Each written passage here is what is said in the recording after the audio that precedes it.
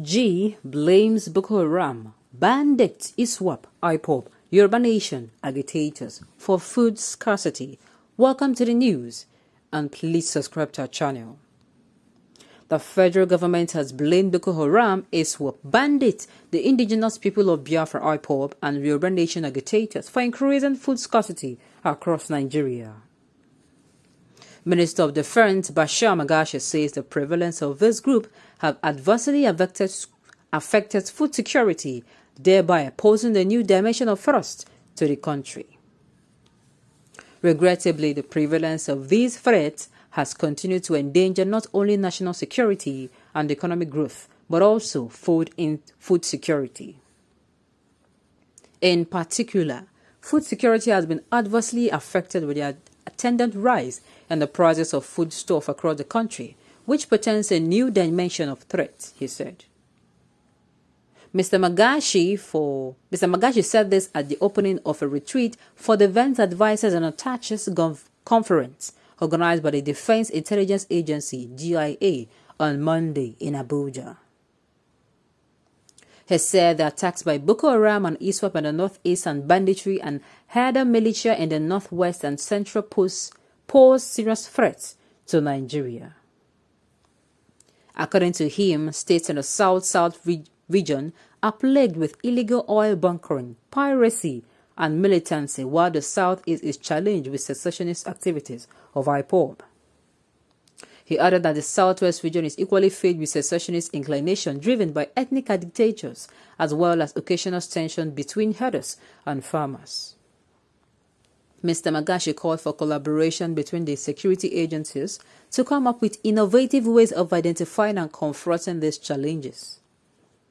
The minister said this was necessary in order to create an enabling atmosphere for economic activities to thrive and to attract foreign direct investment. Truth be told, there are some truths in it. The truth in it is the Boko Haram, the bandits, the ISWAP that is causing insecurity. And I'm going to tell you why. The Ipob, no way. Yoruba agitators, no way. These people are freedom fighters who are only exercising their human rights. We are in a democratic system of government, and democratically, the fundamental human right of Nigerians is enshrined in the Constitution. This one in black and white. So, they are not the ones behind the food scarcity. The people who are behind the food scarcity now: number one, Boko Haram. Number two, bandits. Number three, ISWAP. Number four, Fulani herdsmen. Now I'm going to say this. These people I called, these people that unleash mayhem on people, farmers can no longer come out of their houses. Why? Once upon a time, farmers go out as they want, plant, harvest, and plant, go and monitor, take out weeds that is growing against the crops they planted. And when it's time to harvest, they harvest.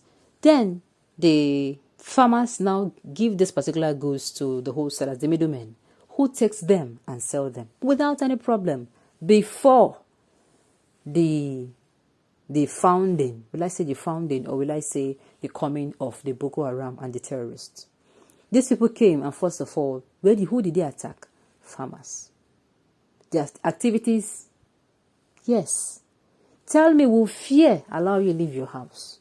If you are living in fear, you close your eyes to sleep, you are asleep in fear. In fact, one of your eyes is closed while the other is open. In fact, you do not sleep because any little sound wakes you, because it will be in your mind, have they come again? Are they coming?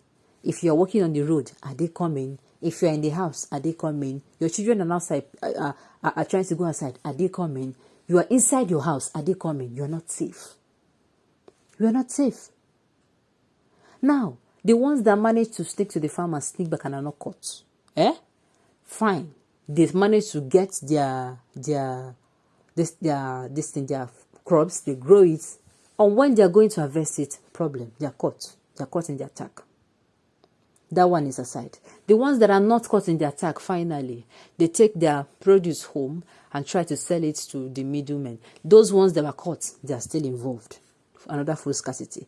The remaining one that was not caught while they were, moving their goods, moving it to the middlemen now. Finally, some are stopped on the road, some are caught. Some that are moving the goods from their own place to the wholesalers, the middlemen in the market. Some are caught on the road. Why some makes it through? What do you see? Another shortage of food.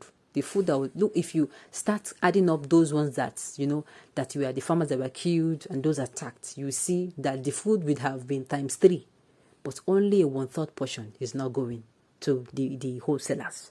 Now, when it gets to the also say, why is my own now? Okay, I am selling. No, you have to share it amongst us to the market people. Those that will buy and sell to the final consumers, they'll be like, no, you cannot buy the whole. It's not possible. What do you see? They start dragging for it. And what do you see? People now buy. And because they know it is scarce, it is now expensive. This, I said now, it is what causes it. Another angle to look at it is if you escape the bandits and the Ipob and the Boko Haram, and you are in your farm whistling and, telling your land, preparing it for, before you know it, after doing it, you plant your seed and you go. Headers from nowhere will come into your land.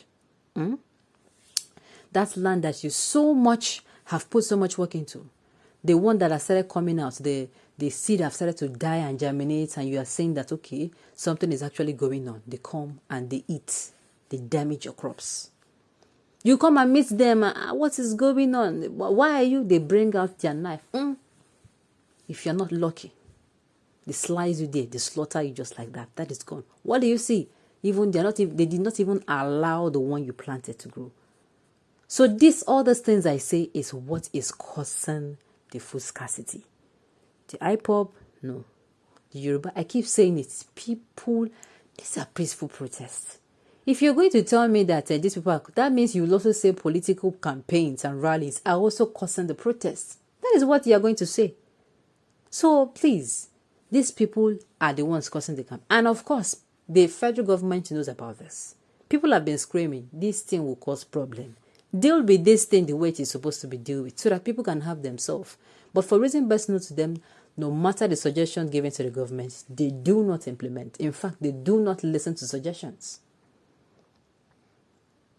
Okay, who are the group killing, raping, destroying farmers' crops and preventing farmers from going to their farm? Farmers now live in IDP camps. Exactly. I agree.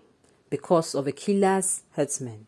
If only the head can instruct his tribesmen to leave the forest, kidnapping and food scarcity will end. Then, farmers can go to their farms, reclaim their lands, and rebuild their homes. He has the power to instruct them to leave the forest. Sadly, he sees things differently. This is one of the main reasons why we have food scarcity in economic crisis in the country today. What hypocrisy. In fact, mister, you have nailed it. So that is it. That is just it. So on this note, we have come to the end of the news. We say thank you for tuning in to listen. Until I come your way next time, enjoy the rest of your day.